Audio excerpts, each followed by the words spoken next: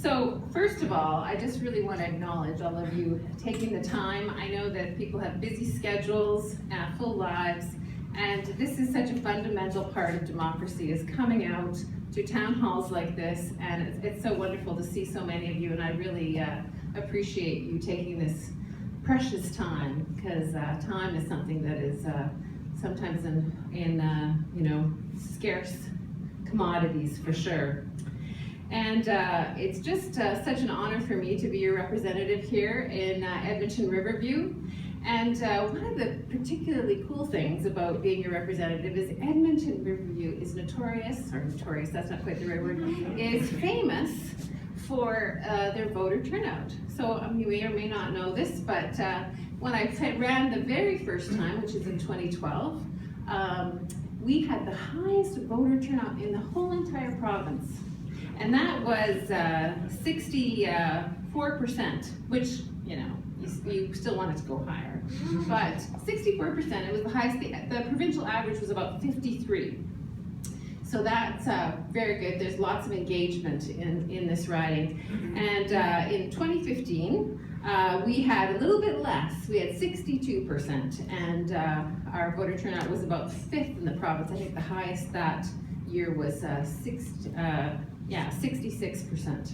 So still, we're up there with everyone. So I just want to say good for you guys to get out and really exercise your democratic right. So I guess I just wanted to start with a little bit of reflection. So, what's different? What's different from, a year and a half ago or so since I was elected? And so I just want to share a little bit personally about what's different. So, especially, considering what happened today for me, I do more in probably a week than I did in a whole year in my previous job now. So I thought I was busy before, but I didn't have any idea what busy was. This morning I started out at 8 a.m. In meetings, and then I went to the University of Alberta Convocation. Congratulate the class of 2016 on the platform, and it was a great honor to do that. And then we have the big Alberta Association of Municipal Districts are all in Edmonton, and so we had several meetings with stakeholders from across the province. So that was all pretty fun and good. But then here I am. So we're still burning the candle at both ends, but very pleased to be with you today. So that's quite different. And I've also lost my name. That's another was a bit of a trauma issue, because my name's Lori. Everyone knows me as Lori. I've always been, my students when I taught at university called me Lori. Everyone calls me Lori. But no one calls me Lori anymore, or very few people. People who know me from before call me Lori. But now everybody calls me Minister. So, Minister. So that's a little disconcerting, I must admit. And I kind of beg them, don't call me Minister, call me Lori. But they say to me, no, Minister, we can't. So, I'm just sort of sucking it up here. Another thing that's kind of a bit of a surprise for me is that people will see me and they'll come up to me and they'll, know me, and I've met them somewhere, and I have no idea who they are. And so perhaps that's a sign of a good politician, that you remember every face and every name, and certainly I'm failing in that category. So if that's that's something that's very different from a year and a half ago. But in contrast, my children, who I do know, don't know me anymore. Because it's tough. My children I have 3 sons, and they're pretty big. My youngest is in grade 10, so they, they're fairly independent. It's not like they're little toddlers or anything. So I feel like this keeps going down, down, down. Okay. Thank you.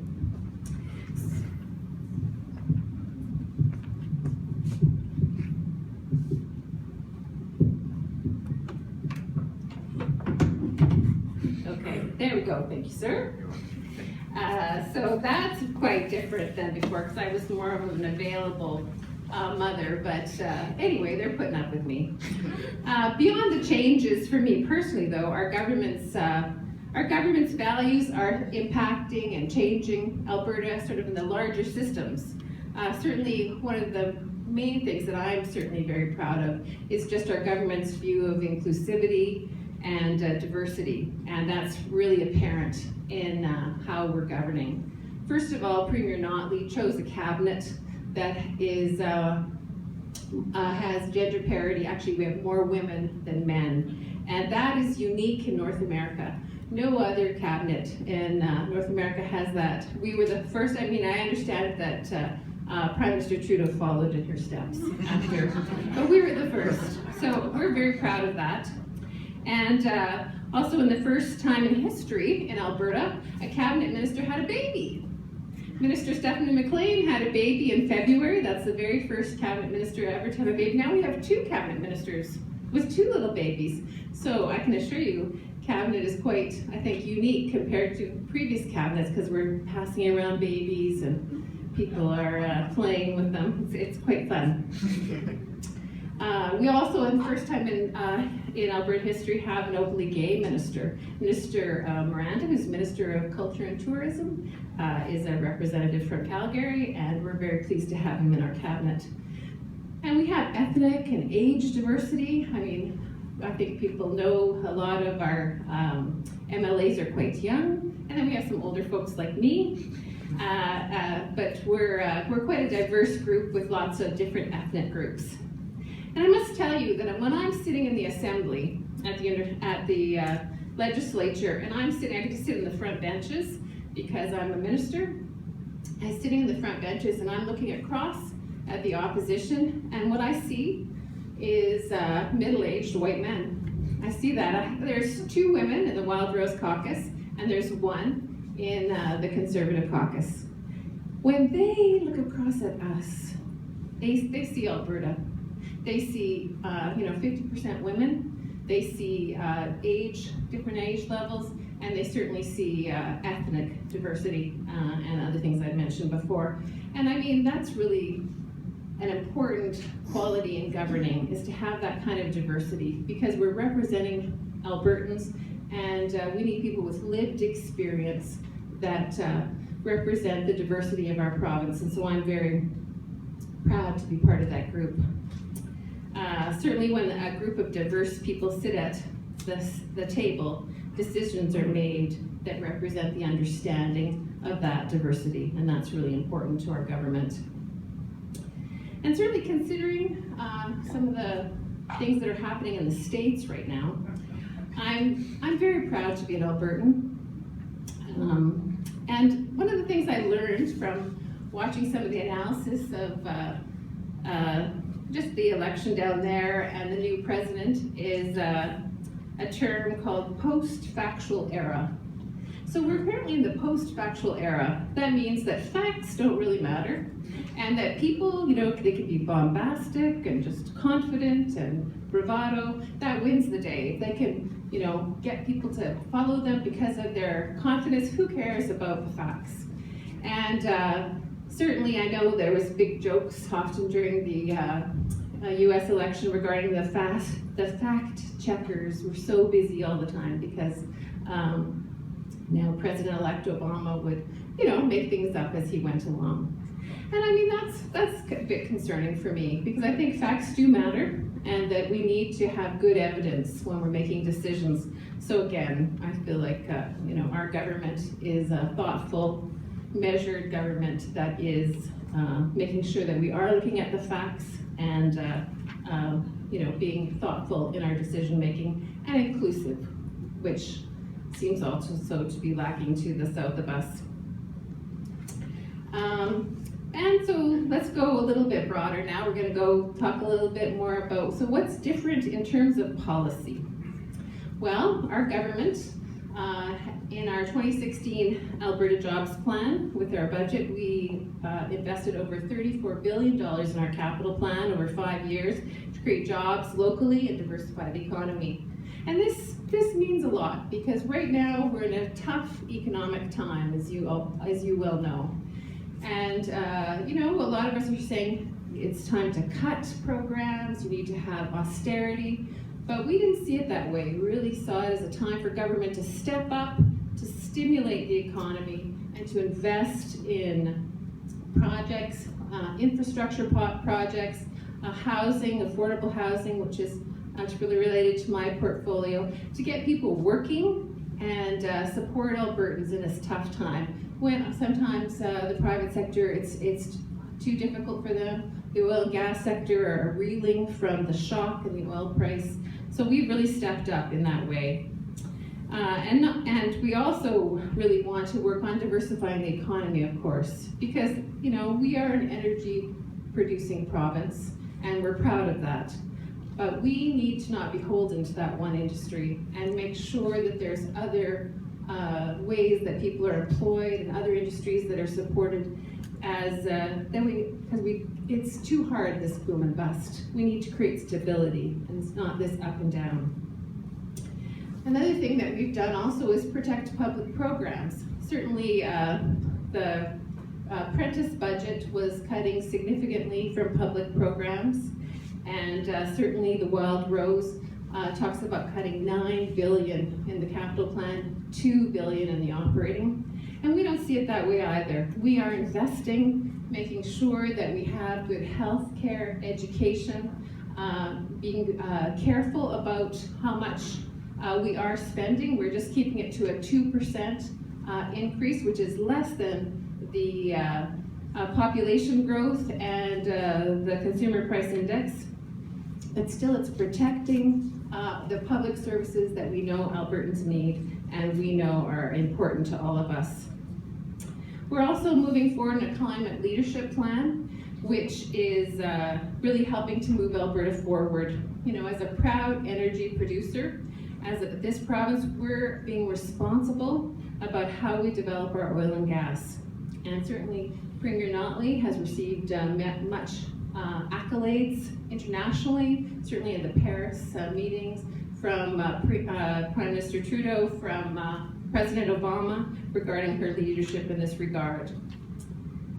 And I just wanted to chat briefly about my own ministry that I represent, the Ministry of Seniors and Housing. And again, our government is choosing to invest in our capital plan. We have $1.2 billion over 5 years to invest in affordable housing and seniors housing here in Alberta. And we know that there has not been much investment in that area for some time. And there's a lot of need in our communities across this province. We inherited about $1 billion in outstanding repairs. And so that's the first commitment that we're doing right now, that housing management bodies that are providing the affordable housing for citizens are receiving funding to be able to make sure units are well maintained. Because right now, to be frank, some of those units are closed so that people who need affordable housing can have them because the maintenance hasn't been done on them. And that's not okay. We need to make sure that Albertans have the housing that they need, seniors have the housing they need. So we are working hard to make sure that that's available. Another program that we initiated in just in the summertime in July is the Seniors Home Adaptation Repair Program. And that's a program that supports seniors to stay in their own homes, which we know, they tell us, we want to stay in our homes. We don't want to necessarily go to a seniors lodge or another facility. We want to live as long as we can in our own home, but to make it perhaps accessible in terms of mobility limitations that happen over time, that funding is difficult for them to be able to produce. And so getting some support from us through our program has made a big difference, and we've had quite a significant requests for that program, and we're very excited about that. I know I met with a couple, David and Jill, and they had, Jill has MS, and it's, she can still manage the stairs, but over time, she knows she won't be able to. And so this is a real good opportunity for her to be able to put in a lift. She's got the financial support through this program, and they can stay in their beautiful home. They have this great backyard that they have, really spent so much time, so many memories, And just really, they're so excited to be able to, probably another 10 years, they think they could be in that home, and so they're very excited. Another thing that we've done with seniors in housing is we've appointed a seniors advocate. So this is a person who's dedicated to making sure seniors are well served by government programs. And we've appointed Dr. Cherie Kwanzi. Well, we didn't appoint her. She was it was an open competition, and she was a successful candidate. So it wasn't an appointment, so just I'll correct myself on that. But she is a professor from the University of Alberta with a specialization in aging, and as just a stellar candidate. And Alberta is really kind of a trailblazer in this area. Only one other province has a seniors advocate, and we're very proud to have Cherie join us and be able to serve and resolve issues for seniors in our province. We also are working on the provincial affordable housing strategy. So we, again, Alberta is one of 3 provinces that doesn't have a strategy, and as a government, we're committed to make sure that we have the affordable housing that we need in our province. And so we have done extensive consultations across this province, and by the spring, we'll be bringing forward that strategy. So that's another initiative that we're very excited about. So despite these tough economic times, as I've said, we are keeping spending at 2%, which is under consumer price index and population growth. And we're making steady progress towards a balanced budget, as well as protecting public programs. And certainly, as a government, we are wanting to be steady stewards of the situation here in Alberta, and it's very tough times, there's no doubt of it. Although it was very encouraging to hear that the chief economist at the Alberta Treasury Board, Todd Hirsch, just recently said we're turning the corner. And 2017, the GDP looks like it's going up. I mean, slowly, we're moving out of this time, and ever so slightly that price of oil is going up, which does certainly impact our budget and our revenue stream. So those are just a few comments from me, and I just would like to stop it there and open it up to your comments and questions. Thank you.